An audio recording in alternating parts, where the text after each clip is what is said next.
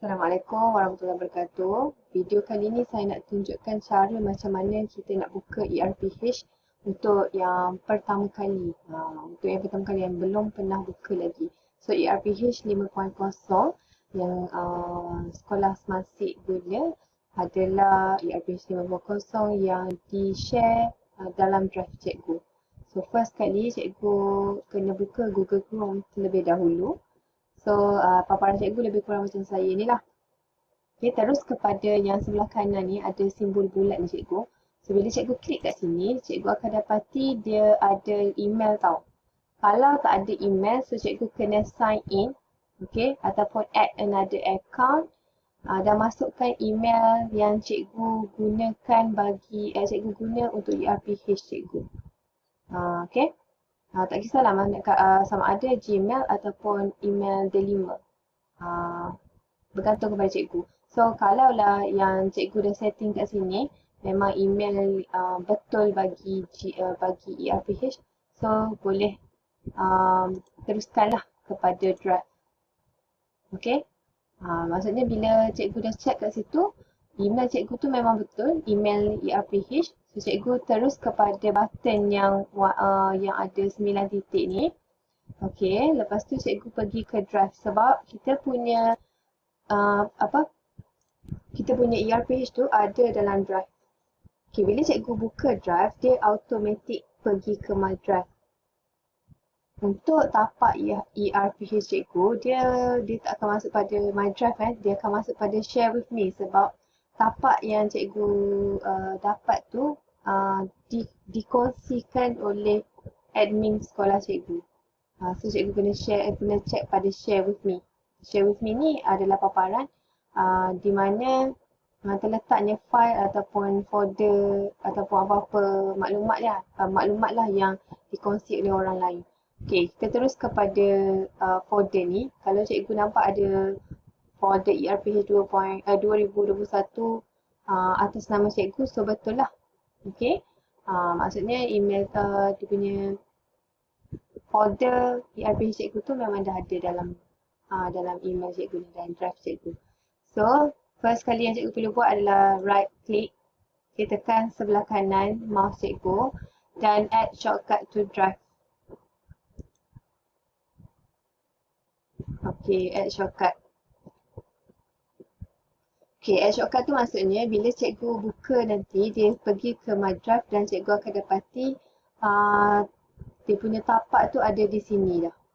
Tak perlu check dah lah dekat my drive, share with me. Cikgu check pada my drive tu. Dan ada tapak ni. Okay, tanpa membuang masa, cikgu klik di sini. Okay, kalau cikgu perhatikan, cikgu ada 18 folder. So, 18 folder ni adalah soft copy daripada buku RPH yang sebelum ni kita guna. Iaitu yang pertama dia ada kulit, yang kedua ada maklumat ada kalender. So semua folder ni sepatutnya cikgu kena isilah. Contohnya biodata maklumat diri ni, kalau cikgu tengok, okay, cikgu boleh edit menggunakan Google Doc. Dan memang dia punya file ni pun dah berada dalam Google Docs dah. So cikgu boleh edit dan type teruslah maksudnya. Cikgu boleh type maklumat cikgu ni. Okey. Seterusnya, tanpa membuang masa, kita terus kepada folder yang lain. Okey, senarai tugas guru pun sama cikgu. Cikgu buka.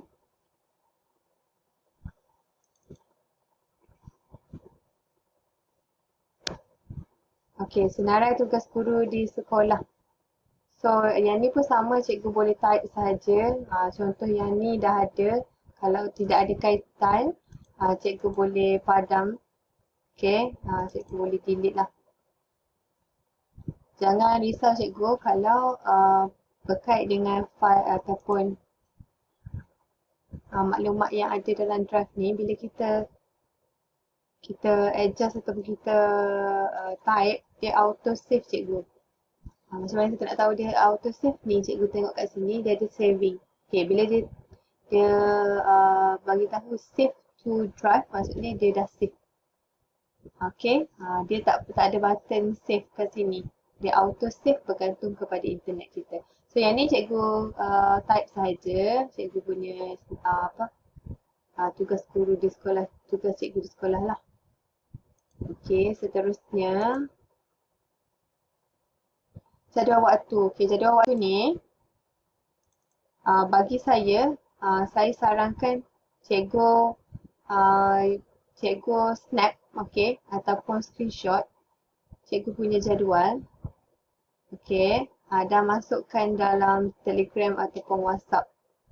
So bila cikgu buka cikgu punya PRPH dalam laptop, pastikan cikgu buka cikgu punya WhatsApp web ataupun Telegram lah pada laptop tu. So bila cikgu nak simpan jadual waktu ni dalam drive cikgu just upload saja. Upload saja for cikgu punya jadual tu, okay, jadual tu yang ada dalam WhatsApp ataupun dalam Telegram cikgu tu. Dan dia akan tersimpan dalam bentuk JPG ataupun dalam bentuk image lah. So tak perlulah nak isi dalam ni. Cikgu just upload saja daripada laptop cikgu. Dengan syarat laptop cikgu adalah cikgu punya jadual tu. Okay. Senarai buku teks pun sama, cikgu boleh tengok. Rancangan pelajaran tahunan boleh sama juga step dia tadi, cikgu buka dekat sini dan pastikan cikgu dah download, okay, RPT dan cikgu upload lah RPT tersebut masuk ke dalam folder rancangan pelajaran tahunan. Okay. So kita terus kepada yang sekarang ni 13 ni adalah rancangan pelajaran harian. So lepas ni memang setiap kali cikgu nak buka ataupun nak isi ERPH, memang cikgu akan buka folder 13 ni. So folder 13 ni yang paling kerap lah cikgu guna. Okay. Sebab ERPH tu memang ada dalam folder 13 ni. Untuk rekod kemajuan murid, putusan peperiksaan, catatan penilaian, rekod guru ganti dan rekod hantar buku tu cikgu boleh tengok lah. Tapi bagi saya untuk rekod hantar buku tu tak ada dah, tak perlu dah sebab yang rekod hantar buku ni dia punya format tu diikut buku RPH kan. So yang dekat kalau cikgu perasan dekat dalam buku RPH tu ada rekod hantar buku. So kalau diikutkan yang ERPH ni tak ada rekod hantar buku dalam folder ni dah. Dia kalau sekolah kita, sekolah Semasik ni, kita guna link yang lain untuk hantar ERPH kita. Okay, so sekarang kita masuk ke 13 terus lah. Okay, saya ada share satu file yang saya tulis sila make a copy file ini dan rename. So first kali yang cikgu boleh buat adalah right click dan make a copy. Okay, tunggu sekejap cikgu. Nanti akan keluarlah kita punya file yang kita copy. Okay, sekarang dah keluar. So, memandangkan minggu ini adalah minggu 24. So, cikgu type, okay, rename, minggu 24, 25 Julai, 25 Julai hingga 29 Julai 2021. Okay. Bila dah rename, dah copy dah rename, so cikgu boleh buka.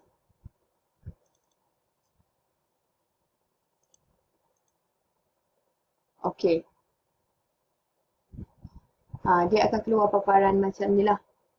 So setiap hari Ahad, cikgu kena klik dekat yang merah ni yang tabel merah ni, tabel merah.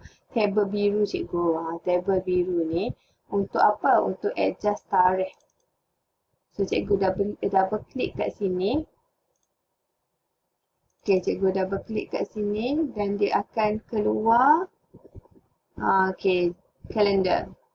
So kita punya hari ni, tarikh kita hari ni ialah 25. So bila kita adjust tarikh kat sini, secara automatik ni dia akan tukar juga tarikh untuk Isnin sampai hari Khamis. Dan minggu ini juga akan berubah secara automatik, iaitu minggu 24. Okay, so the next step adalah cikgu pergi ke data. Okay, cikgu pergi ke data. Saya nak cikgu adjust kelas. Okay, kelas mengikut kelas yang cikgu ajar lah. Contoh cikgu dapat jadual dan cikgu ajar satu razi contohnya. So cikgu type satu razi dekat situ. Okay, so ada lagi kelas lain yang cikgu ajar, 2 Nawawi contohnya. So cikgu type 2 Nawawi dekat situ. Okay, memandangkan sekarang ni kita mengajar di rumah kan, dan ada sekolah, especially sekolah kita ni lah, cikgu akan mengajar dengan kelas yang digabungkan. Contohnya, cikgu ajar 2 Razi dan juga 2 Nawawi. So kalau kat sekolah, kita akan ajar asing kan, 2 Nawawi, lepas tu kelas 2 Razi. Tapi bila PDPR, kita akan ajar beberapa kelas dalam waktu yang sama. So, lebih mudah untuk cikgu buat ERPH sekaligus terus. Maksudnya, satu ERPH mewakili kelas itu. Kelas untuk yang kita gabung tu lah. Okay? So, cikgu boleh wujudkan kelas yang cikgu gabung tu. Contohnya, cikgu ajar 3 Farabi. Okay, dan 3 Razi. So, cikgu type je di situ sekaligus. Okay.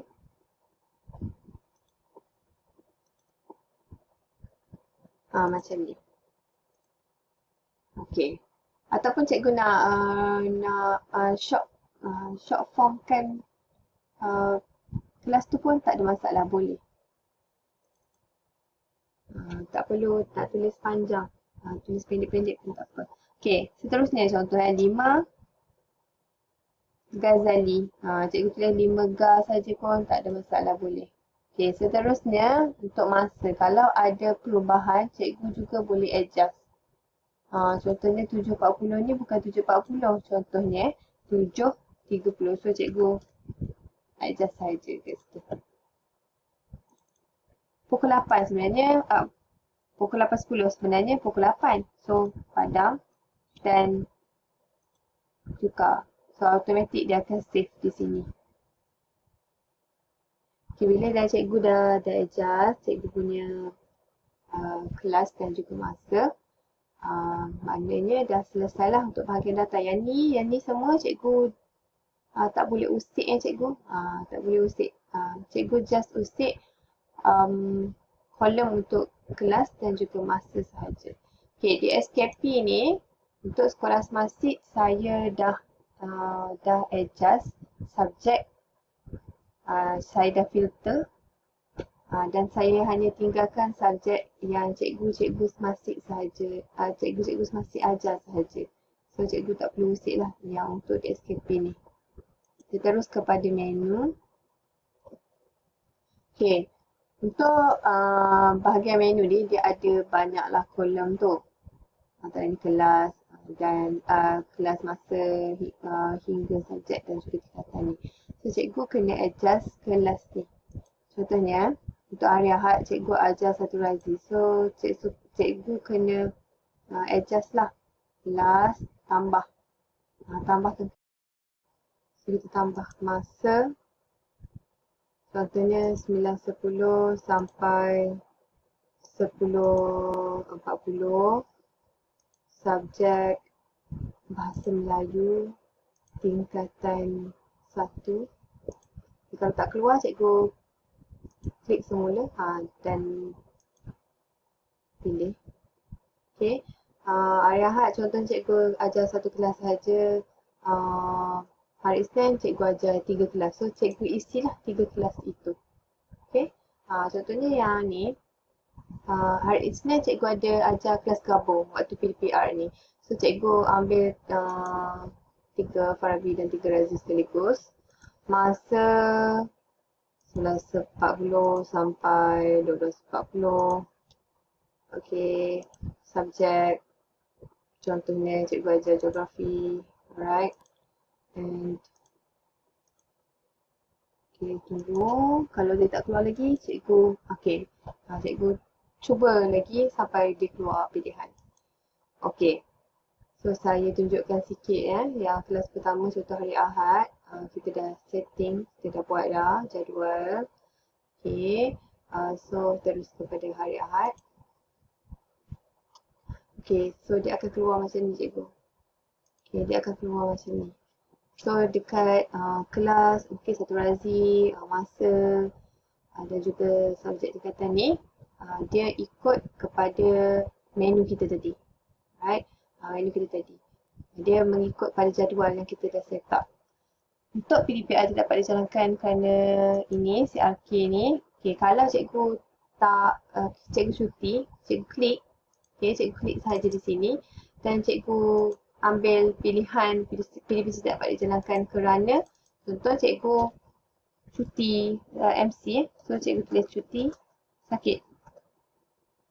Bermakna guru yang pihak yang semak kita punya ERPH ni dia boleh tahu lah bahawa hari itu kita cuti. Okay. Jadi sebab itulah kita punya ERPH tak lengkap dan sebagainya lah. Okay. Untuk seterusnya tema. Cikgu klik di sini. Kalau tidak ada pilihan, cikgu terus kepada row yang kedua. Okay, baru dia ada kan. Dan cikgu pilihlah mana-mana yang berkaitan. Saya ingin ingatkan pada cikgu, untuk bahagian tema, cikgu jangan type. Okay, sebab bila cikgu type, dia mengganggu formula yang ada pada table ni tau. So, bila kita type, dia contohnya saya tunjukkan, kalau kita type Komsas. Okay, bila kita type, dia akan keluar button merah. Okay, yang ni, invalid. Bila invalid, dia tak baca dah. Yang lain dia akan keluar NA. Okay, NA. Okay, NA. So, bila dia keluar NA tu maksudnya dia ada kaitan dengan kita punya tema ni. So, saya sarankan jangan type. Cikgu pilih. Cikgu pilih, contohnya puisi tradisional. So, cikgu pergi kepada tajuk, dia ada pilihan lah, automasi. Pantun dua kerat. Okay. Yang ni, tak ada kaitan yang ni. Cikgu terus kepada standard kandungan. Standard kandungan, dia duduk kat sini. Kalau dia keluar NA, cikgu tunggu sekejap. Okay, yang ni bahasa Melayu mungkin dia ada pilihan lah ni. Okay. Kita pilihlah satu. Contohnya penggunaan jalan raya. Jalan raya, membaca lah. Membaca. Okay, baru keluar. Okay. So maksudnya cikgu kena klik dekat sini. Sebab saya punya subjek lain. Okay, so standard kandungan. Kita sini. Pilih mana-mana cikgu rasa ada kaitan dengan pembelajaran cikgu. Okay, standard pembelajaran. Just klik sahaja cikgu. Okay, nilai teras. Kita tengok kat sini. Contohnya bertanggungjawab. Kalau, okey, untuk yang ini, okey cikgu, kalau yang saya pesan tadi, untuk berkaitan tema, tema, tajuk dan sebagainya ni, cikgu tak boleh type, okey. Bila cikgu type, dia mengganggu mengganggu formula yang ada pada tabel ni. Sebab bila tema, tajuk, standard kandungan dan standard pembelajaran ni, dia ada kaitan. So kalau cikgu type daripada atas ni, kita cikgu type, kat bawah-bawah ni dia tak boleh nak klik-klik dah. Tapi untuk bahagian bawah, dia tak ada masalah. Cikgu boleh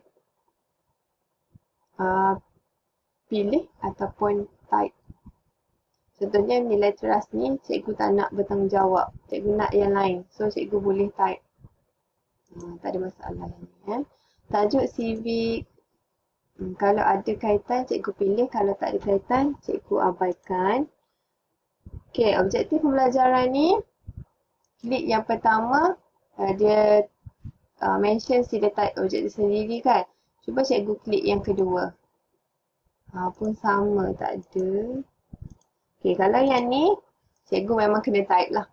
Sebab ada certain subjek, kita klik yang pertama, dia tak ada. Klik yang kedua baru dia ada. Klik row yang kedua baru ada. So, cikgu pergi ke arrow yang kedua, pergi ke row yang kedua lah. Tapi kalau untuk case yang ni memang tak ada, so cikgu kena type objektif pembelajaran ni. Okay. Contohnya, contoh memahami